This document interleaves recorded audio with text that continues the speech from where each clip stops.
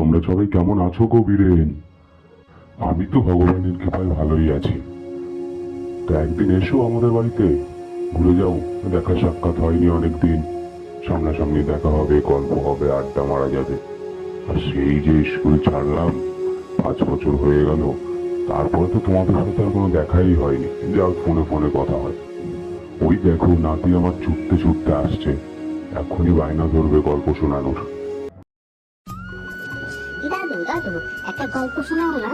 আমি তো আজকে স্কুল থেকে অনেকক্ষণ আগেই চলে এসেছি। তুই তো দেখছি গল্পের পোকা হয়ে গেছিস বলু। মাকে বল চেয়ারটা দিয়ে যেতে, আমি ততক্ষণে ফোনটা সেরে নিই। মা মা একটা চেয়ার দিয়ে যাও না, গল্প শুনবো। হ্যালো বীরেন, রাখছি, নাতিকে গল্প শোনাতে হবে, বুঝলে? ছেলের কথা মতো মা একটা চেয়ার নিয়ে হাজির।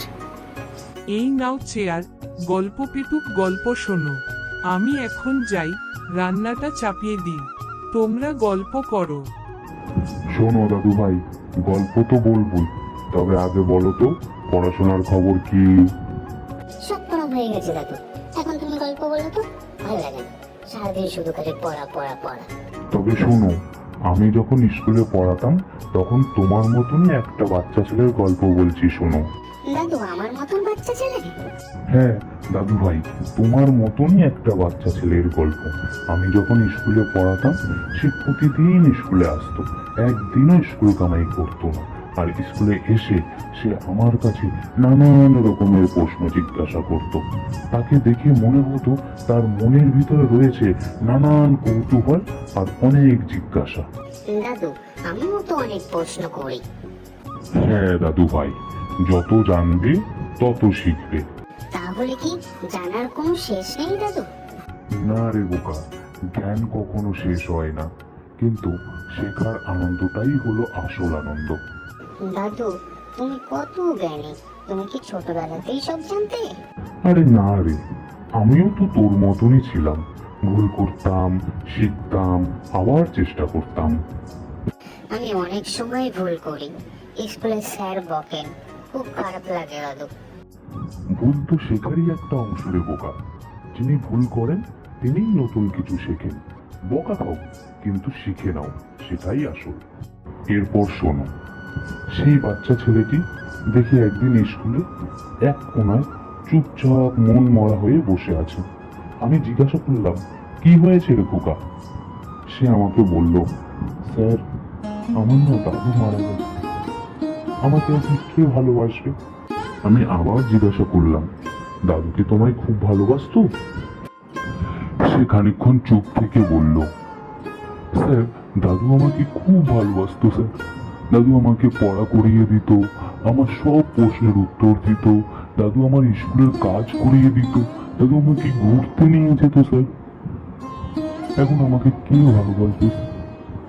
স্যার দাদুরা কেন মারা যান স্যার? আমি তখন তাকে বললাম, শোনো খোকা, মন খারাপ করো না। এই পৃথিবীতে যারাই জন্মগ্রহণ করেছেন তারাই একদিন মারা যাবে। যেমন আমি, তুমি, এই পশু পাখি গাছপালা যত কিছুই জন্ম হয়েছে বা যা কিছুই জন্মগ্রহণ করেছে সবারই একদিন না একদিন মৃত্যু হবেই। তাই মন খারাপ করো না। তোমার যত প্রশ্ন আছে তুমি আমাকে এসে জিজ্ঞাসা করবে, আমি তোমার সমস্ত প্রশ্নের উত্তর দেব, বুঝেছ? দাদু সবাই মারা যাবে? তুমি, আমি, মা, বাবা সবাই মারা যাবে? তাহলে আমাকে গল্প কে শোনাবে? হ্যাঁ দাদু ভাই, পৃথিবীতে যাহাই জন্মগ্রহণ করেছে তাহারই মৃত্যু আছে। তুমি, আমি, মা, বাবা, গাছপালা, পশু পাখি সবারই একদিন মৃত্যু হবে। সেটা নিয়ে মন খারাপের কোনো কারণ নেই, বুঝেছ? দাদু ভাই, মা মনে হচ্ছে আজকে খুব ভালো জিনিস রান্না করছে, খুব সুন্দর সেন্ট বেরিয়েছে, তাই না? হ্যাঁ দাদু, তুমি জানো না বাবা তো আজ মাংস এনেছে, মা তো মাংস রান্না করছে।